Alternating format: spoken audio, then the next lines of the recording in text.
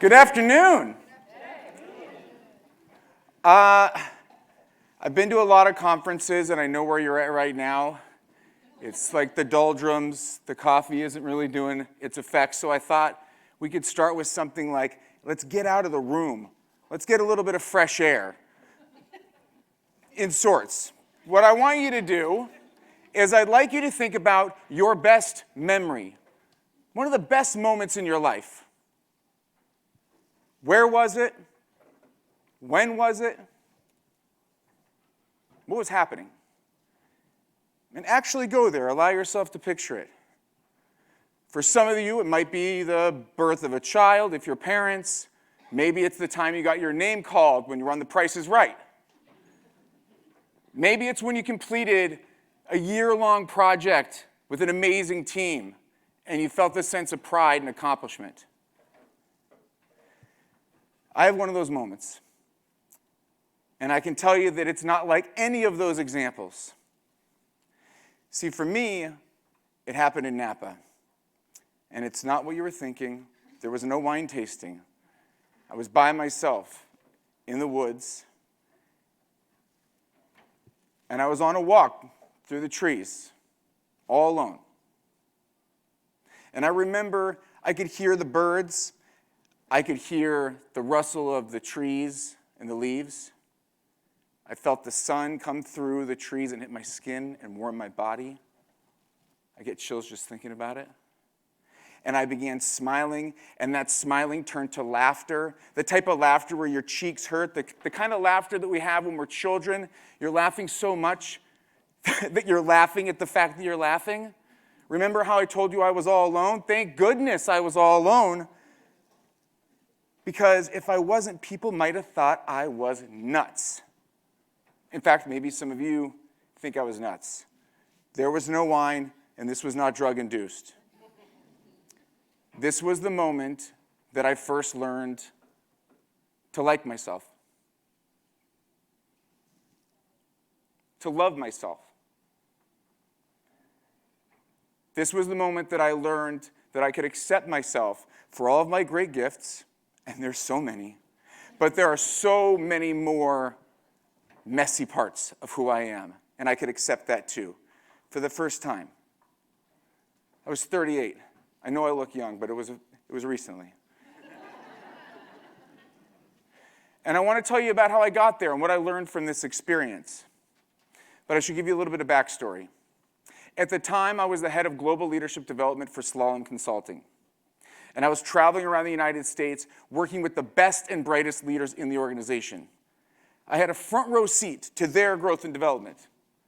And I was lauded, I was celebrated, I was praised, the sage on the stage. People would say, "Moss, you're the best facilitator we've ever seen." And somewhere in that, I mistook their growth, their development, for my own. But I was curious to get better, so I participated in a 360 assessment. Anybody here familiar with that draconian tool of a 360 assessment? I did it on my own accord because I was curious. And while on the road, I was lauded and praised and a high performer. The results of the 360 told a very different story. The results told me that I was objectively a bad manager. The person responsible for growing all the leaders in the organization was a bad leader. I was controlling, I was defensive, and one brave employee even came forward and described me as a bully.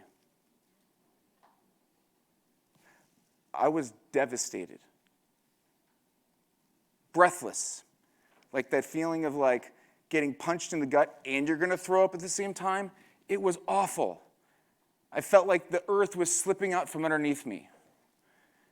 And it didn't make sense. And so I did what any logical person would do, is I defended myself. I said, "I'm not defensive, you're defensive for saying that I'm defensive." How crazy defensive does that sound? But I was oblivious. It didn't make sense to me. I couldn't figure it out. I heard what they were saying. I knew it was objectively true, but it was so different than how I saw myself.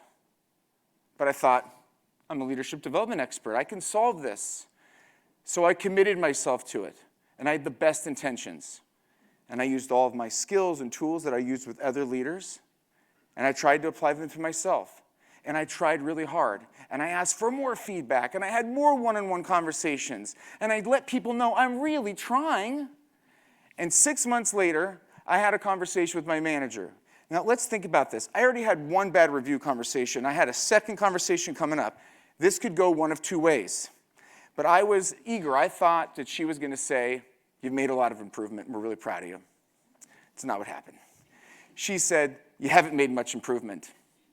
She said the team feels the same way they did before. They didn't feel psychologically safe back then, and they still don't now. We can tell that you care and you're trying, but it doesn't matter. Now, I'm going to ask you a question here, and I want to see a show of hands. How many of you know someone who was like me? High performer, bad manager. Can I get a show of hands? God, it feels good to not be alone.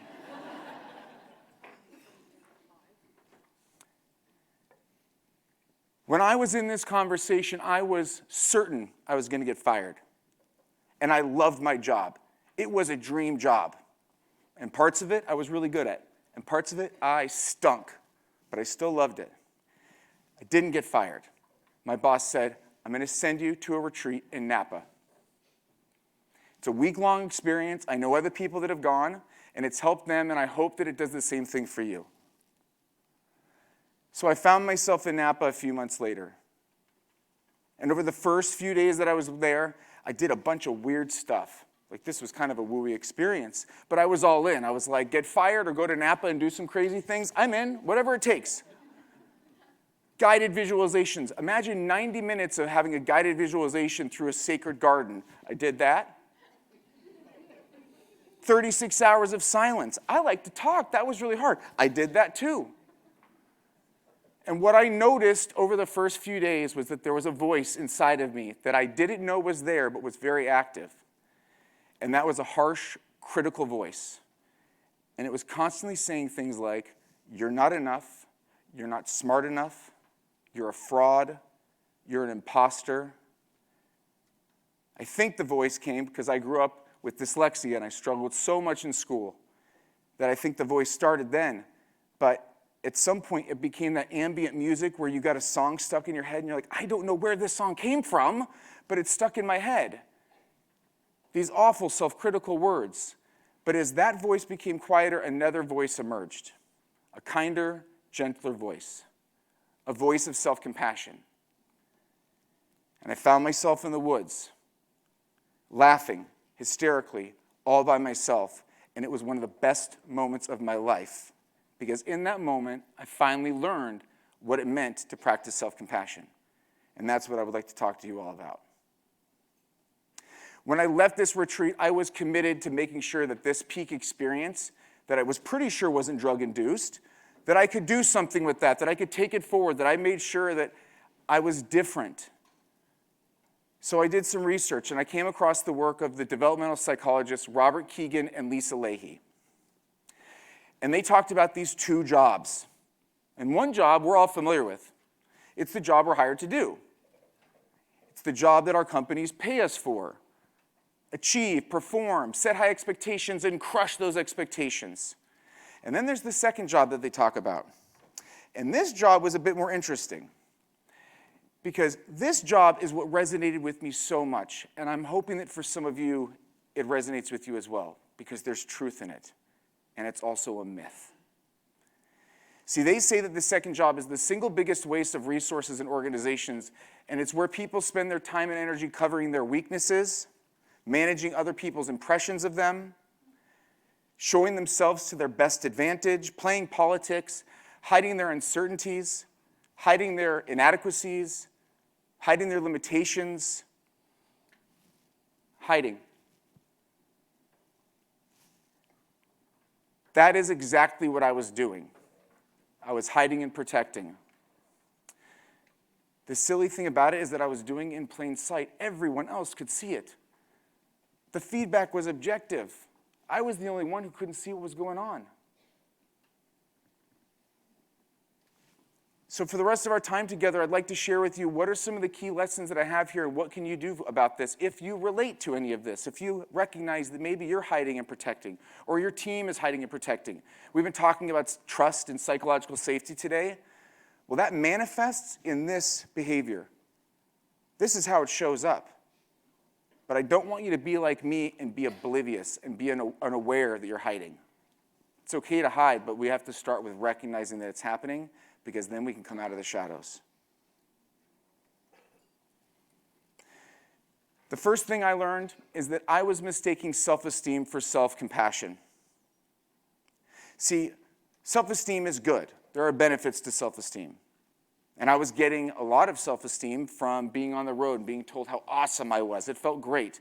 The problem with it is it's externally contingent. It relies on someone else telling you how great you are. Yes, it feels good, but it's like an energy drink. You're going to crash, and the reality is those people only saw me in one light. Whereas self-compassion, on the other hand, is about treating ourselves with kindness, as we would be treated by a good friend or a good coach. See, we offer ourselves self-esteem to feel better, but we offer ourselves self-compassion because we're suffering. And whether or not we like it, suffering is a part of life. Remember in the Lego movie, everything is awesome, everything is awesome? Let me tell you something. Everything is not awesome, and that's totally okay. There's nothing wrong with the fact that everything isn't awesome. It's healthy, it's human, it's natural. There are good days and there's bad days. And in fact, the main character in that movie, I think, got kind of tired of the fact that everything was awesome. I haven't seen it in a while, but I'll have to watch it on my flight home. So after doing this research, I went even further because I wanted to make sure that I fully understood what this self-compassion was, because it felt like this moment of truth, this nugget for me. And the work of Dr. Kristin Neff is what came to mind. Now, the idea of self-compassion has been around for a long time, but under Dr. Neff's research, it's gone from 5 studies to over 5,000 studies in the last 20 years. And she talks about 3 different parts to self-compassion. The first is mindful awareness, understanding what it is that we're feeling, what our emotions are telling us. Oftentimes when we feel a difficult emotion, we like to suppress it. I'm not angry, I'm not feeling sad. Or we run from it, we distract ourselves. And our phones and our devices are very good distractors. The second part of this is about common humanity, which is that we're not alone. And when you're in a leadership position, it can feel very isolating. But we are not alone. We're in this together. We all suffer. We all know loss. We all know joy. We all know what it feels like to have good news and bad news. And through common humanity, we can recognize that we're not alone in our suffering and our struggle. That we're not alone if maybe anyone else here had that same feeling of, I don't feel like I'm enough. I have a voice in my head that tells me that I'm an imposter. You're not alone. And the last piece of this is about self-kindness. And self-kindness isn't about giving yourself a pass or getting a bucket of ice cream and Netflix and chill all day. It's not what I'm talking about. I'm talking about the kind of kindness that you get from a really good friend. Sometimes that's a shoulder to cry on. Sometimes that's someone who's like, you need a hug. And sometimes it's the person to say, like, I know you're having a hard day, but you got to get up, drink lots of water, work out, learn from your mistakes, and get out there and keep pushing forward. Because what you're doing matters, and because you matter to other people. Self-kindness is not self-pity. It's about accountability. So I've been sitting here talking about leadership. And this is about so much more than leadership. That feedback that I got about being defensive didn't just happen at work. I was defensive at home. I was defensive with my family. I was defensive with my friends. I was defensive with my wife. Over really petty stuff, like the way you're supposed to load the dishwasher. It's a thing, right? That's a thing. I mean, it's a thing, but it's not a thing to get defensive about, and I would get really defensive about it. And now I can look back and laugh because I think it's ridiculous, and I also think I know the right way to load a dishwasher. That debate has not been resolved. All right, can I tell you the truth? I don't know the right way to load a dishwasher. My wife is much better at it. I just continue to get it wrong. But my point is, this isn't just about leadership. And this isn't some soft, wooey thing that I experienced in the hills above Napa Valley. This is about our humanity.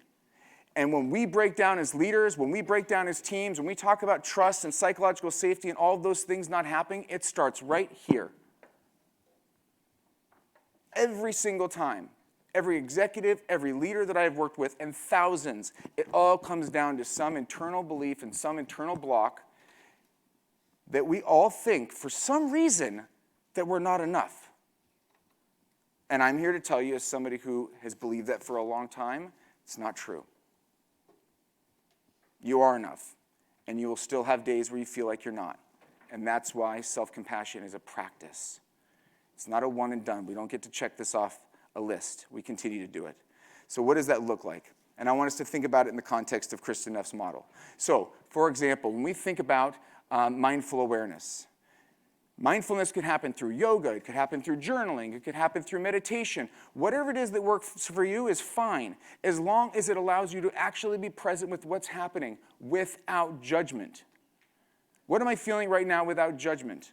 In the past, I was very good at saying, this is what I'm feeling, and then I would judge the hell out of myself. I just beat myself over the head for feeling that way. Oh, how dare you feel angry about this? How dare you feel frustrated? To be able to feel without judgment. I find journaling to be really helpful for me. I set a timer, 10 minutes a day. I write what's on my mind, and then I leave it. But do whatever works for you. My only rule is not on a device, because mindfulness doesn't happen when we're near a device that is designed to take away our attention. And that's what those devices are designed to do, and they're very effective. When we think about common humanity, I want you to be able to think about the fact that you're not alone, and there's something called a loving kindness meditation. And it goes something like this. I would think about someone that's close to me and related to it, something that I'm suffering with. It might be right now I'm overloaded with work and life, and just adulting right now is really difficult. Just like me, my friend here suffers with the responsibilities of being an adult, with raising a family and a business and all these other things. And then you'd go one click further, and you might pick somebody that you don't know, or maybe somebody that you don't even like that much. Just like me, this person suffers with all the responsibilities and burdens of work. It helps us connect. We can go from being isolated in this feeling that if I'm not perfect, then there's something wrong with me, which is a very common unconscious bias that we all have. If I'm not perfect, and perfect's normal, then there's something wrong with me. And it allows you to recognize we're all struggling, especially the people that look good on Instagram and project that part of their life. They got shit going on too. And the last piece around self-kindness, what I do every night before I go to sleep, my head hits the pillow, I close my eyes, I think of 3 things that I appreciate about myself and 3 things that I'm grateful for from today. I know one of them will be able to be here with you. And if you're at a place where it's hard to come up with 3 things that you appreciate about yourself, I get it, I've been there, then call somebody that you trust, that you think is going to be honest and give you the irrefutable truth, and ask them, what do you appreciate about me? What are you grateful for in having me in your life?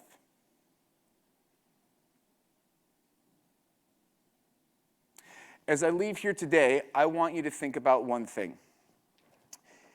And that is, how can we trade out the job of hiding self-protection, politicking, hiding our uncertainties and our insecurities, and replace it with self-compassion? Replace it with mindful awareness, where we can be non-judgmental about how we're feeling, because all of our emotions are a part of our human experience. Replace it with common humanity, where we realize we're not alone in our suffering. Look at this community of people. You are not alone. And where we can replace it with self-kindness, where we can recognize that being kind to ourselves is not a sign of weakness. And when we are kind to ourselves, we are kinder to others. We are better leaders. And we are better leaders, our teams perform better, our organizations perform better, and I would argue that the world around us is a better place. Oh my gosh. I just had like my big crescendo moment. This is a moment of self-compassion.